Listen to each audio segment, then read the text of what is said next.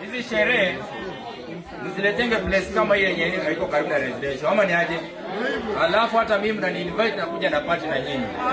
Kila mtu apewe lakini ajilipie. Ndio. Jaje comrades. Gen Z power. Gen Z power. Imagine mimi nakuja sherehe, demo ananizuia nisiingie. Kwa sababu yeye ni wakili. Sasa siana majenzi.